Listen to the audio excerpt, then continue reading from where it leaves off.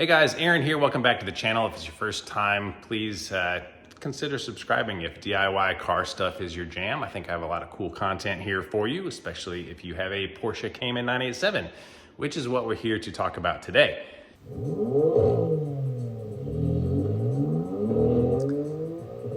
This is my 2006 Cayman S, and today we're going to learn how to remove the front bumper cover. Never done it before, so we'll get to do it together. The goal is to make it a really clear, concise, step-by-step video so that you can do it yourself after watching this. So I don't think you have to lift it up, but it's going to be a heck of a lot easier to get to some of the stuff down there. And for the video, I'm going to remove the front wheels just to make it a lot more clear. Definitely, if you have the option of raising the front of the car, do that. Okay, the next step is to remove these side markers right here. So what I have heard the best way is to do, this is my first time doing it, is to slide it back this way and then pull it out because there's two little hooks here in the front. So it's kind of hard to dig under here. Oh, there it comes. So we release their little clips and then let it come back this way. And this right here is the little spring clip that was pressed up against here. So when we put them back, we're gonna do the opposite. We're gonna stick this in first, push back on the spring to put tension on it, stick these back in and let it come into place. All right, so if you want to disconnect this, these are just little press type connectors. Just press that and this will come off. So I'll just do this to keep it out of the way so we don't scratch anything. And I'll just do the same thing on the other side.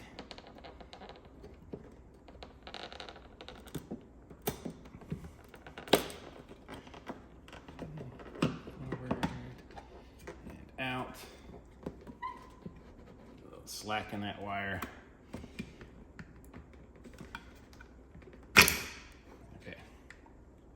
All right, now if you have a tow hook like I do from Redline, you're gonna want to go ahead and remove that. I just realized while filming this video that mine is like so loose that I can just undo it by hand, which is not good. So make sure you check on those if you have one. All right, so the previous owner installed this, so we're taking that out. It's got a nice little grommet in there, it looks like, to protect the bumper cover. I've been told that you do not need to remove the headlights, so we're gonna keep them here and see if that's true. All right, with the car up in the air, we're gonna remove some stuff down here. This is like brake ducting. It helps draw air right through here to your brakes to help cool them. So we're gonna take this off of both sides. Mine has two T27s up here and a Phillips here, so that obviously got replaced at some time. The other side has a T27. And at the track, I had to cut this section off because it had broken off and it was dragging on the ground. So this side is a little incomplete, but we're gonna undo the bolts, the screws for down here. So we'll take out these two T27s and the Phillips. And then just the same for the other side of the car. This one is ground down from scraping so much. And this one down here is a T25. So I guess the one on the other side used to be a T25. Just got dirt and stuff jammed up in here. Aha. While we're down here, there's another T27 over here. So remove that and the one on the other side. So you can come back over to this side and get this one as well. All right, and on my car, up inside this little hole is an 8mm. So go ahead and remove that. All right, and then, of course, don't forget the one over here.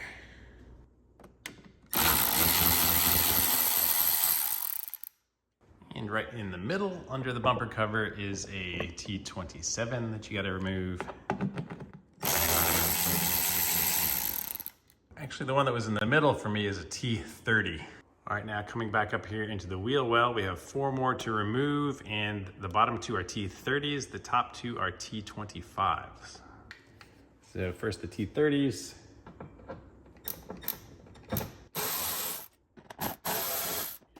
T25. All right, now I'm gonna try to wrestle this thing out of here. So it's just tucked in up here and it's tucked in behind the bumper cover. Just kind of pulling it towards the inside of the car.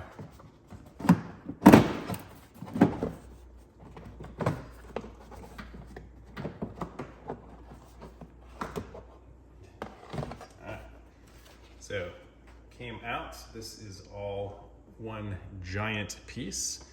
So for the side that I had to cut, that's unfortunate. I'm gonna have to buy this whole thing. All right, so I hear the key to putting it back in. This bar right here is gonna go inside this channel on the back of this. And all of this venting is gonna go on the outside of this. So that makes sense for the airflow. So it's gonna go all the way into here and not slip through. So if you ever need to change your radiator fans, here they are right here. Spin it in the back. All right, let's run over to the other side and do the same thing.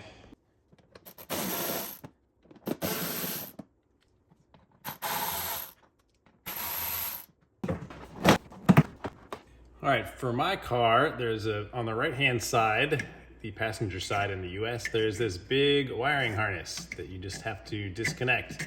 Somebody obviously couldn't figure it out on mine because this tab is snapped off. So I'm not sure exactly how it used to look, but there's a little notch right here on this one that goes into this little slot. So somehow you lift up or press or something on the tab that's not there on mine anymore. So sorry, you're on your own there. All right, so with that panel off now, this is where our side marker used to be. And right under here is another T25. So we gotta get that off. And that's what holds the corner of your bumper cover onto the rest of the car. And of course there's one on both sides. So that's what she looks like hiding right back there.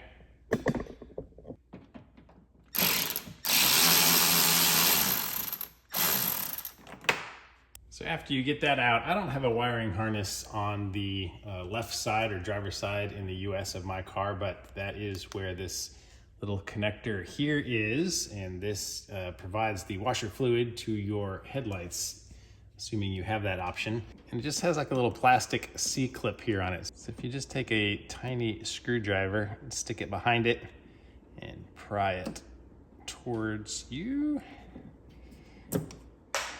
All right, there, it flew off. I'll go find that. But now these things just pull apart and hopefully we don't have a ton of washer fluid leak all over the place. All right, that wasn't too bad. So this is what that little clip looked like. You just push the 2 pieces back together, slip that in. All right, I think that's the last connection from the car to the bumper cover. So we'll bring it back down and take it off. The last thing holding this on are some more screws under here. So to get to those, we have to remove a little bit of this trim. So we can just lift this up and there are some tabs in here. So you just pull that out.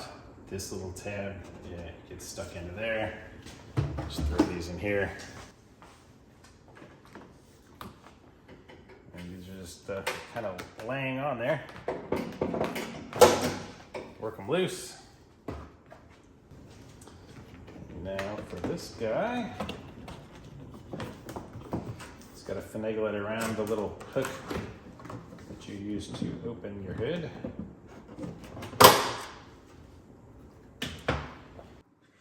All right, now you can see the last fasteners here, 1, 2, and 3. And for me, these are T25s.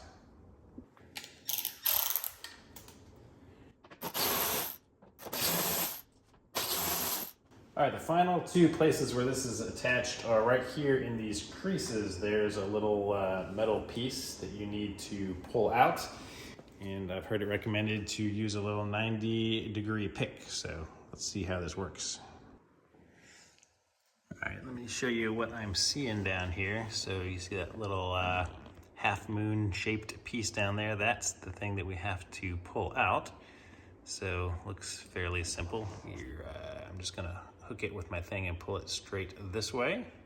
See if I can film it. So it's got a little hole in the middle, so I'm gonna use that hole to stick my pick through and start tugging it towards me. Yeah, thing is stuck in there nicely. Yeah, let me try the driver's side, see if that one fares any better. Just hook under it. Oh yeah, that one's coming out. I think, let me grab it from the top. Yeah. So that's what's supposed to happen. Little part with the hole goes there and clip slides out. All right, now why can't you be nice over here? Let's try this again. Paint chip in my car here, I'm gonna guess because somebody fought with this thing before. All right, so actually this is the last thing holding the bumper cover on, so we can flex it around. Lift up on the bumper cover a little maybe. Aha! Yep, that was the key. Show you what I was doing there to make it pop loose. I just reached under, grabbed it here, and lifted the whole bumper cover up, and that relieved enough pressure on it where it just literally flew out. All right, with the bumper off the car, I just kind of want to show you what's going on behind the scenes that you can't see. It's just this little piece that is sticking out that has a little channel in the middle of it, and this piece is just slid in there like that. So that is what is happening, and you're just pulling this pin out and it is releasing these parts. But like you saw, if it's at an angle and this is being torqued, it's really hard to pull off. So once it's level in the right place, it comes off easily. So you might have to lift up on the bottom of the bumper a little bit just to get that aligned, but it should come right off. All right, in theory, everything is disconnected and we should just be able to slide it off. So let me give it a go. So, that came out pretty easily. Yeah, super loose. Make sure I didn't forget any wiring or anything as we take this off. Yeah. So it still has one connection over here. All right, so let me set this back on.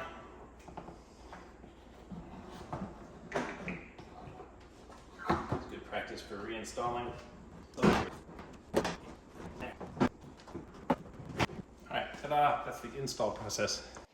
Okay, I see the issue down here. So whoever was messing with this wiring harness in the past decided they should zip tie it to this bar. So this, that's what was holding me up. So I just have to cut this zip tie off. Preferably without cutting any wires. All right, let's try this again. All right, take two. There we go. Now we have a bumper cover off. All right, that's what she looks like off of the car. Got a lot of mechanical stuff up here for our pumps. And this little piece fell off, so investigate what this is and where it went.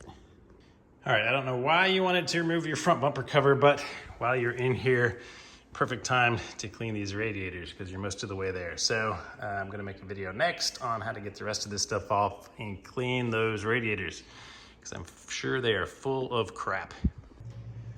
All right, just one note when putting the bumper back on, you're gonna wanna make sure that the bumper cover goes under this tab. So that's part of this piece. So when you're sliding the bumper cover on, this needs to go under that tab or else this won't be able to go far enough back in to get your screw on. So that kind of holds it in place and holds this, pulls this bottom part in. All right, I hope that was helpful, guys. And if it was, please actually take the time to give the video a thumbs up. It really helps the channel, helps get this video out there to other people who need to know how to do this too. So thanks for watching. And again, see you on the next video.